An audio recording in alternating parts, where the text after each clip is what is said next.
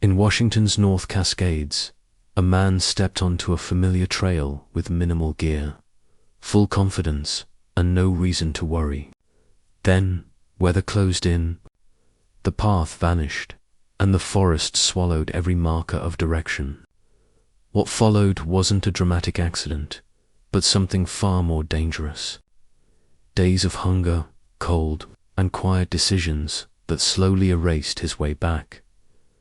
Robert Schock was 39 years old when he parked his car at the Hannigan Pass trailhead in late July of 2024, stepped into the cool morning air, and began a run he expected would be finished before dark.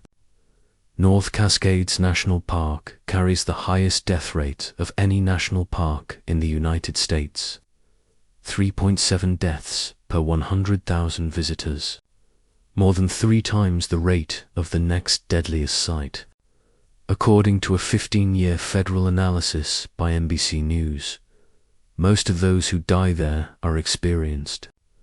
That detail matters. Schock was an ultra-marathon runner, by temperament more than by resume. He didn't move through wilderness the way most hikers do, with careful steps and an eye on time. He ran fast when the terrain allowed it, slow when it didn't, covering distance the way some people pace a room. The repetitive violence of footfalls, the rhythm of breath, the narrowing tunnel of attention. Running turned the world quiet. He liked that quiet. It was reliable, even when everything else in his life wasn't. He drifted through the Pacific Northwest in the way certain people do when they have learned to trust motion more than stability. He rented rooms for a few months at a time, then moved on. Sometimes he slept in his car. Sometimes he didn't know where he'd be next week. Music provided an income when it needed to. A guitar, a voice, a few hours under bar lights or on a street corner. It wasn't a glamorous existence. It was simply the one that fit him. His mother, Jan Thompson, would later describe her son as a loner with a warm heart, restless, difficult to pin down, generous in flashes, stubborn in the deep places where stubbornness becomes identity. There was one steady point in Schock's roaming life, and it trotted beside him at the trailhead that morning. A 5-year-old chocolate Labrador named Freddie. The dog had the thick, athletic-build Labradors get when they're allowed to live outdoors, and the uncritical devotion that makes them both beloved and vulnerable. Freddie ran with Schock the way he did everything else, fully, unquestioningly. He didn't understand risk. He understood togetherness. Schock's approach to wilderness travel was minimalist, bordering on contemptuous of the idea that nature required planning. He wasn't a backpacker. He had no interest in a heavy pack, in the slow accumulation of gear that makes many hikers feel safe. His runs were meant to be swift and simple. Start early, cover miles, return by evening.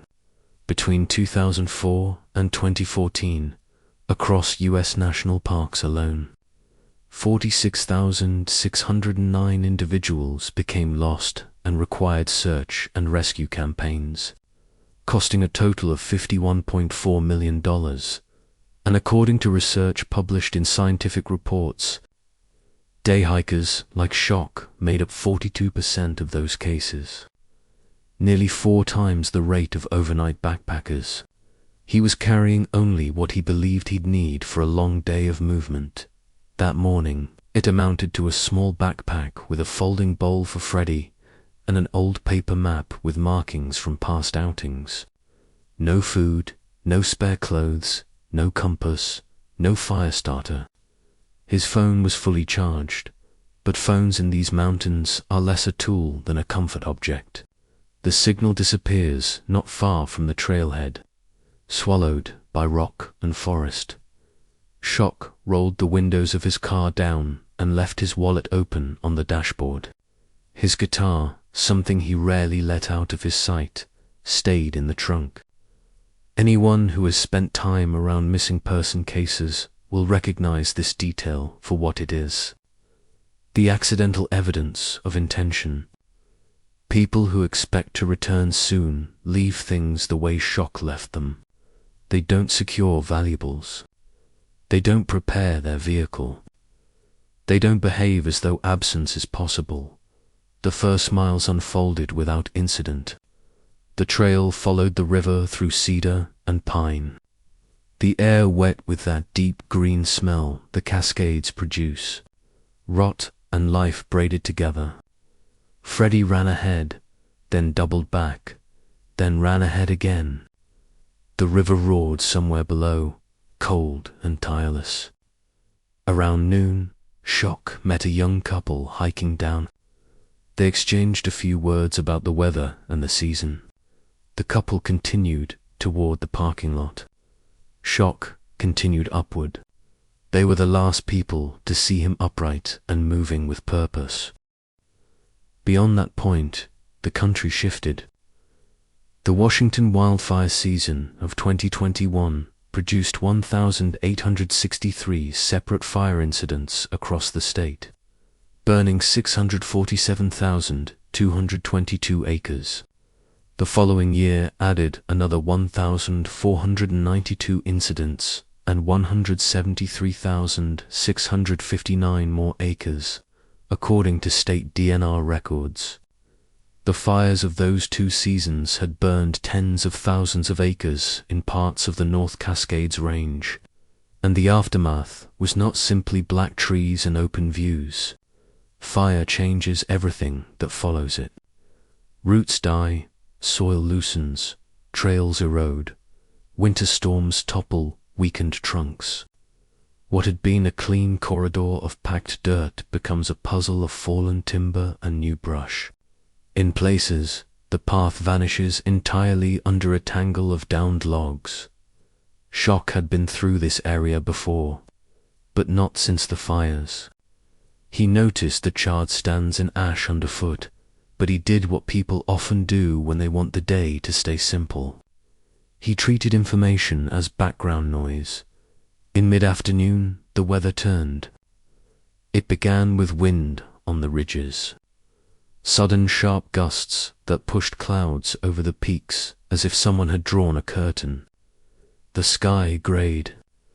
Then the rain arrived, cold and heavy, the kind that soaks through fabric quickly and drains warmth from the body with almost clinical efficiency. The North Cascades are infamous for these quick changes. Sunshine in the morning does not promise anything for the afternoon. What matters is not the forecast, but the topography's ability to manufacture its own weather. Shock kept moving. He quickened his pace as if speed could outrun consequences. The trail underfoot became slick. Roots turned to polished hazards. Freddie's ears pinned back and his enthusiasm dulled into quiet obedience. It was in this weather, in this shifting landscape. That shock made the choice that would later look obvious from the outside and feel inevitable from the inside. The path began to disappear amid fallen trees and dense brush. This was the moment to stop, reassess, and turn back while he still had daylight. Instead, Shock pushed forward, reasoning that backtracking meant repeating misery and that forward motion would lead to clearer ground just beyond the next ridge. This logic, common, seductive, and often fatal, is a version of sunk cost. You've already fought through the worst of it, you tell yourself. It would be stupid to give up now. Better to keep going. The trail has to come back. But the trail didn't come back. It had been erased, or rerouted, or destroyed by fire and flood. And Shock continued, searching for it, as though the land owed him continuity. By the time he admitted the truth that the familiar route existed now only in memory, dusk had begun to bleed through the trees. Night in wet forest is not dramatic. It is simply hard. Shock stopped under thick cedar branches and waited, shivering in soaked clothing, trying to keep Freddy close for warmth. He had no fire. He had no dry layer to change into. He had no shelter beyond the indifferent protection of branches. He waited for dawn with the kind of hope people summon when hope is the only thing left that costs nothing. Morning arrived with fog, milky and thick, hanging between trunks like cloth. The sky was a flat grey lid without direction. Shock stood stiff and cold, and tried to orient himself. In open country, you can use the sun. In this forest, the sun is an idea, not a tool. He checked his phone. Overnight cold had drained the battery to the edge of dead. There was no signal anyway. He kept moving, assuming the river would be a guide. Water always seems like a guide. It flows somewhere. Surely it flows toward people. But the ridges here run like a repeated pattern, and it is easy to travel for hours only to find yourself in terrain that looks exactly like where you started. Charred trunks rise like black spikes. Alder bushes knit together in thick walls. You push through them and come out scratched and bleeding, unsure if you've gained anything but fatigue. By the third day, Shock had lost the last of his certainty. He did not simply feel behind schedule. He understood he was truly lost, unlocated in hundreds of thousands of acres of wilderness where maps mean little if you can't identify yourself on them. Research on lost person behavior by Robert Costa, the foundational reference used by SAR teams nationwide, shows that 93% of missing hikers are found within the first 24 hours of a search commencing. After that window closes, the odds compress fast. Shock was already well past it. He shouted into the trees until his throat hurt. He listened to his own voice return as echo and then disappear. No one answered. Panic didn't strike him all at once. It came in waves, separated by stretches of forced reasoning. He tried to follow the survival cliches. Move downhill. Follow water. Conserve energy. But those rules assume you have at least a rough understanding of where you are and where people might be. Shock did not. Freddy stayed close, pressing into him, whimpering softly at times in a way that suggested the dog could sense the shift in their relationship to the world. Animals read fear. They may not name it, but they recognize it. It was on that third day beside the river that Shock made the decision that would later sound like something out of a survival film and feel, in the moment, like a moral injury. He looked at Freddy, wet fur clumped, body trembling, and realized the dog's loyalty was now a threat to both of them. Freddy could not survive weeks of cold nights and long miles without food. Shock also understood, dimly at first, and then with sharpened clarity, that Freddy had a chance he didn't.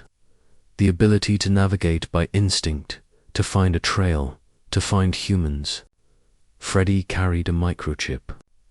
Freddy could become a message, but Labradors do not leave their people. Freddy wouldn't run off simply because Shock told him to. So Shock did something cruel with intention. He hugged the dog hard, inhaled the wet animal smell, and then turned himself into a threat. He shouted in a harsh voice. He advanced with a stick and struck the water in front of Freddy's nose, splashing and roaring until fear overtook devotion. Freddy backed away, confused, then finally ran. The dog stopped more than once and looked back. Shock kept shouting until the brown body vanished into green. Then he dropped the stick and sank to his knees. The silence after that effort was immense. He had saved the dog by betraying it. He was now alone in the mountains, in the most complete way a person can be alone, not merely without other humans, but without the one living creature who had shared his days. Freddie traveled roughly 8 miles and reached the main trail along the river the next day. Hikers found him circling, refusing to move on, whining and looking back toward the forest as if the trees contained an answer. The hikers recognized something wrong in the dog's behavior and brought him to the nearest ranger station. A microchip scan produced a name, Robert Schock, with a temporary address in Mount Vernon, Washington. Jan Thompson learned her son was missing in the way parents of drifters often learn such things, by an unexpected phone call in the evening. She had not known he planned to run in the Cascades. The freedom her son insisted upon included freedom from notifying anyone where he was going. On August 5th, sheriff's deputies found Schock's car at the trailhead untouched. The windows were down. The wallet lay open. The guitar sat in the trunk like a quiet accusation. Thompson filed the missing person report that day, and the search began. From the outside, search operations look heroic. Helicopters, teams with dogs, volunteers combing through wilderness. From the inside, search operations are grim logistics and probability. According to National Park Service protocols, standard search efforts run between 7 and 14 days, after which incident commanders weigh survivability statistics against the risk to rescuers, a calculus that grows colder the longer a subject has been missing. The terrain dictates the limits. In the North Cascades, dense canopy blocks thermal imaging. Rivers create dead zones for sound. Steep slopes fracture radio communication. Fog and rain reduce visibility to near nothing. Even when you fly overhead, the forest is a green dome, and a person beneath it is invisible. For 2 weeks, rescuers worked through the logical routes, the places a lost runner might go, the ridges that funnel toward trails, the river corridors. At one point, a ground team passed less than a mile from where Schock was hiding, but the brush was too thick, the river too loud, and Schock's voice too weak. Helicopters flew over the area twice. Schock heard the rotors, saw shadows flicker through gaps in leaves, and screamed until his throat felt torn. No one saw him. The machine's noise moved on. The forest closed again. By August 20th, the official search was suspended.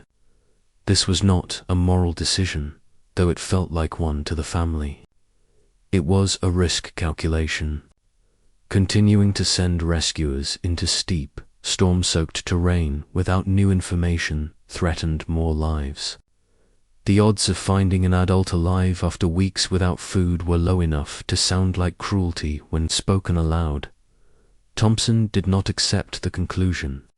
She called her son every morning, leaving messages on a dead phone, repeating that he was a fighter.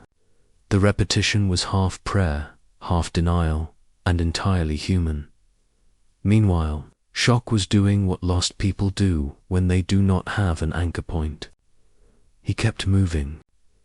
He followed the river downstream because water is at least a line in the chaos. He drank from it constantly, dipping his hands and face into the flow, letting the icy shock keep him alert. The water was murky with glacial silt and cold enough to burn his throat. But dehydration kills quickly, and rivers offer no alternative. Food came in small, unreliable forms, berries by the handful, leaves chewed and spat. One day he found a mushroom, thick and pale at the base of a burned stump, and ate it with the desperate caution of someone gambling with his own poisoning. It did not kill him. It tasted ordinary, almost bland, and the fact that it didn't harm him felt like luck on a scale out of proportion to the event. He tried to make fire. Without a knife, without tinder, without anything dry, fire remained theoretical. He found shelter under fallen trunks and in root hollows that smelled of old animal and damp soil. He slept in shivering fragments. He woke stiff and moved again. Early on, during a river crossing, Shock lost his shoes. The current knocked him off balance. When he scrambled onto the opposite bank, his sneakers had already floated away downstream. Barefoot now, he walked on sharp gravel and cut his feet open. A thorn punctured the big toe of his left foot and became infected. The wound turned red and swollen. Pain narrowed his choices further. Every step became costly. Time lost structure. Days merged into a single long sequence of hunger, cold, and movement. Research from the University of Minnesota's landmark starvation study found that prolonged food deprivation produces significant increases in depression, hysteria, and hypochondria, with most subjects experiencing periods of severe emotional distress, and that study was conducted under controlled conditions, with shelter and hydration secured. He heard voices in the river, words buried in white noise. He caught glimpses of figures between trees. He talked aloud to himself, reciting song lyrics and fragments of conversations, the way isolated minds do when they can't bear total silence. Freddie returned again and again in his mind, a shadow at the edge of vision, a phantom bark. Shock spoke to the dog as if it could hear him. He apologized. He explained. Hunger became a constant physical presence, no longer a sensation that came and went, but an ache that lived inside his ribs. His body began to dismantle itself. Fat reserves vanished. Muscles softened. Skin loosened over bone. Medical data on starvation shows the body can lose 1 to 2 kilograms, roughly 2 to 4 pounds, per day in the earliest days alone, then settling into slower tissue breakdown as muscle is consumed for fuel. His ribs began to show. His joints hurt. Every movement demanded more will than it should have. The river kept roaring beside him, unchanging, indifferent. Sometimes that constancy comforted him. More often it felt like mockery. Nature insisting on continuity while his own body decayed, on what he believed was the 18th or 19th day. Shock attempted another river crossing, lured by berries on the opposite bank. Hunger drives people toward bad trades. The current caught him midstream and slammed him into a granite boulder. The impact knocked the air out of his lungs. He surfaced downstream, coughing and choking, and crawled onto a gravel bar with pain radiating from his heel. Something had failed. An Achilles tendon, already stressed by exhaustion and infection, had inflamed or torn. He tried to stand and see OULDN, single quotes to in the days that followed. Shock's world reduced again from miles to yards. He lay on a narrow gravel shore hidden behind alder thicket. The maintained trail ran less than a mile away, but between trail and river the brush grew thick and tangled, and sound from the water swallowed everything that wasn't loud. Shock could move only by crawling. Dysentery, likely from untreated river water, drained him further. His shorts tore and eventually fell away. His skin burned under brief sunbreaks and blistered. His legs swelled from infection. He had lost close to 50 pounds. He looked, in the accounts of those who found him, like a person already halfway gone by then. Hope had become something thin and almost embarrassing. People talk about survival as though it is fueled by determination, as though willpower is a resource you can choose to spend. In reality, survival often becomes mechanical. You keep breathing because you are breathing. You keep waking because you woke. Some part of Shock wanted to stop. The thought came at night when shivering shook his muscles into cramps, and the river's roar became the only voice in the world. It would be easy to lie down and let cold finish the work. No more pain, no more hunger, no more uncertainty. What kept him alive, by his later account, was not heroism, but attachment. His mother's face, Freddie's escape, the idea that someone might still be looking, even if the official search had quit. Those thoughts were not logical, but logic wasn't what he needed. He needed a reason to make it through another hour. On the 25th day, a group of volunteers, young people working in the backcountry, carrying tools and backpacks, exhausted from a long day, walked along the river trail, thinking about camp and food and sleep. One of them stopped and listened. Above the river's constant roar, a sound rose that didn't belong. A faint human voice. Help. They dropped packs and ran toward the water, pushing through brush. On a gravel bar, half hidden among alders, they found what they first mistook for debris. A pale, contorted shape curled in on itself. Then the shape moved, and they understood it was a man. Shock lay naked, skeletal, his beard matted with dirt, lips cracked and bleeding. His eyes looked unfocused, clouded by exhaustion and starvation. He whispered that he was hallucinating, that they weren't real, that they were forest spirits. One of the volunteers took off his shirt and covered him. Another produced a tortilla with peanut butter and fed him small pieces, careful not to flood a starving body with food too quickly. Shock chewed and cried, tears streaming down his face in a way that seemed less like emotion than involuntary release. Someone called for help using a satellite transmitter. An hour later, a helicopter hovered overhead, rotors blasting sand into a frenzy. Rescuers descended on ropes, secured Shock in a stretcher, started an IV, and lifted him out of the forest he had crawled through for nearly a month. Hospitals reversed starvation with caution. Shock's body, after weeks of consuming itself, could not simply be refueled like a car.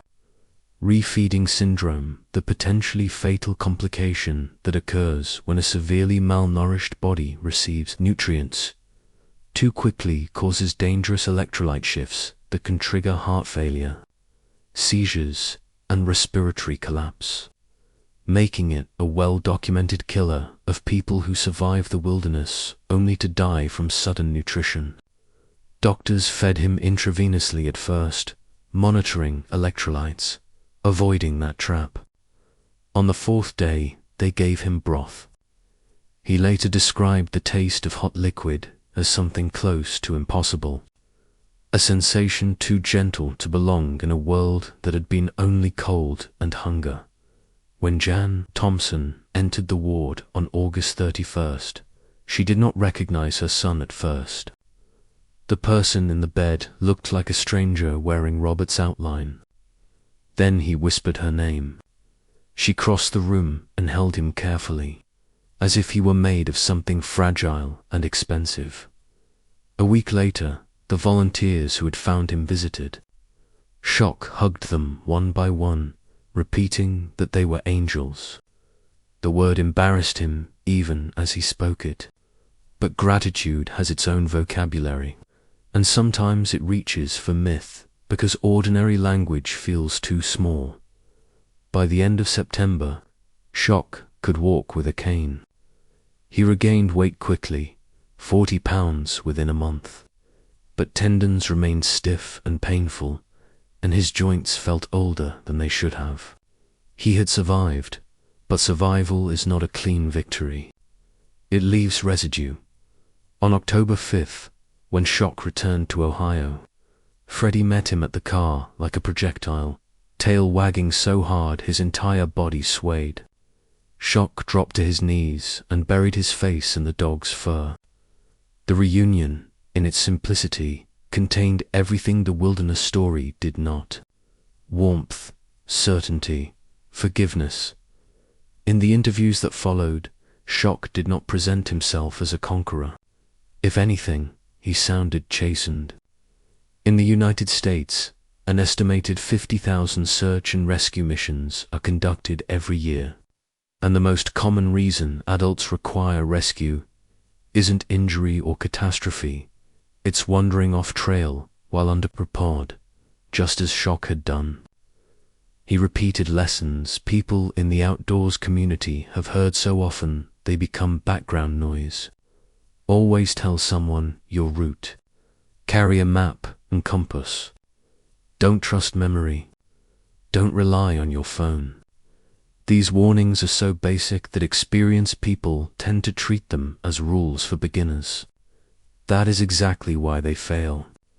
Experience does not cancel risk.